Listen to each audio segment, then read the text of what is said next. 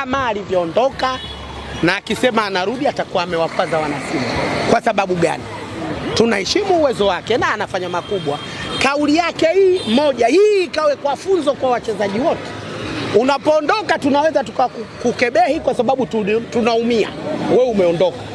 Lakini ile ya kusema naenda Ngogwe nikachukue ubingwa wa Afrika, ile kauli iko kichwani mwetu, kila mwana Simba anakaa roho inamuuma. Si unakumbuka alisema mimi naenda Yanga kwa ajili nikachukue ubingwa wa Afrika. Sasa kule alipocheza ubingwa wa Afrika akaupata, hajaupata, karudi Singida huyo. Na sio kuupata tu, Yes alikuwepo wakati wanatoka hawajaingia hata robo finali.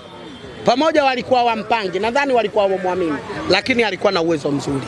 Hiyo. Sasa hii sio kwamba inamchukia mpira ajui, anajua mpira, lakini hii kauli wana Simba inawaumiza moyoni.